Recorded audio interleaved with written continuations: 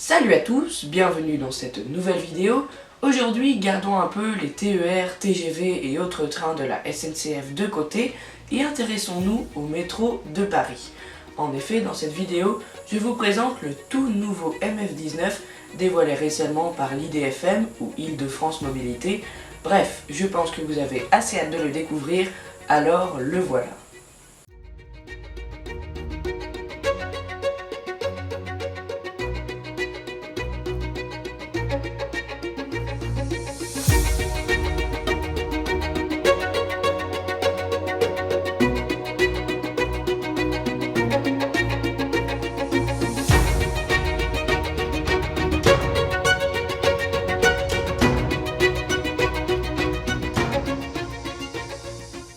Un look design moderne et futuriste, c'est ce que je pense du MF19.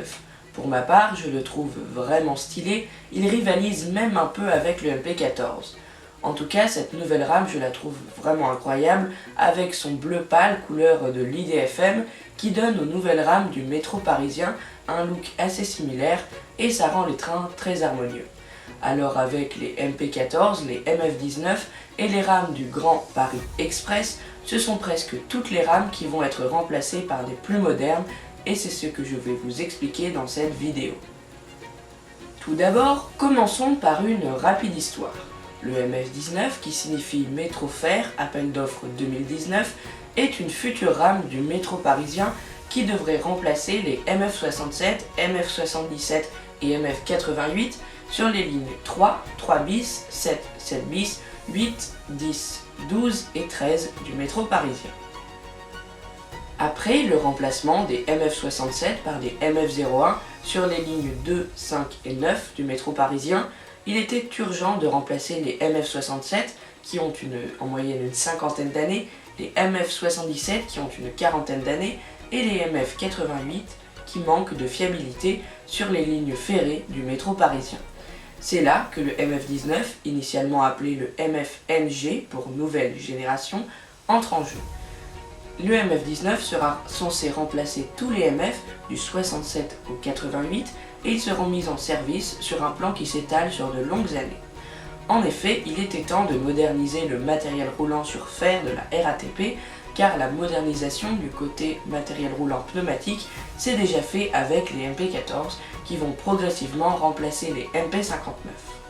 En revanche, le MF19 ne sera pas exploité sur les lignes 2, 5 et 9 car les MF01 sont encore aptes à circuler pendant longtemps. C'est en 2017 qu'est lancé l'appel d'offres de la RATP pour trouver des nouvelles rames pour le métro parisien. De nombreux constructeurs participent à cet appel d'offres comme l'espagnol CAF ou le duo franco-canadien Alstom-Bombardier. C'est finalement ce duo qui remporte l'appel d'offres en proposant leur MF19. Le 29 novembre 2019, l'IDFM signe un contrat avec Alstom-Bombardier pour la construction de 410 rames de MF19 pour un coût total de 2,9 milliards d'euros et dont la mise en service devrait s'étaler de 2024 à 2035. Le mois dernier, c'est-à-dire en février 2024, l'IDFM commande à Alstom 103 autres rames pour un montant de 1,1 milliard d'euros. Maintenant, intéressons-nous à la production et au planning de livraison de ces rames. Depuis mars 2020, les employés et designers de chez Alstom Bombardier commencent la conception des rames. 2 ans plus tard, en mars 2022, la production des MF19 a commencé et en novembre de la même année, un premier montage de la rame a été effectué.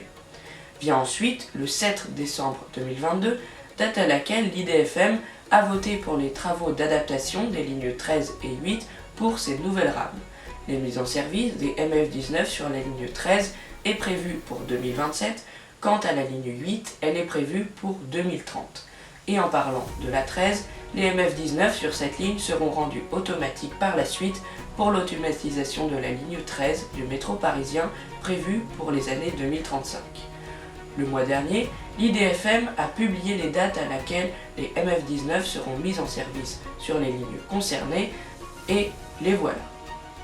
Les MF19 vont remplacer les MF67 des lignes 10, 3 bis, 12 et 3 et ça aura lieu pour la 10 en 2025, pour la 3 bis en 2027, pour la 12 en 2028 et pour la 3 en 2031. On aura aussi le remplacement des MF88, des lignes 7 bis, qui est la seule ligne du métro parisien à avoir ce type de matériel. Ils seront donc remplacés par des MF19 en 2026.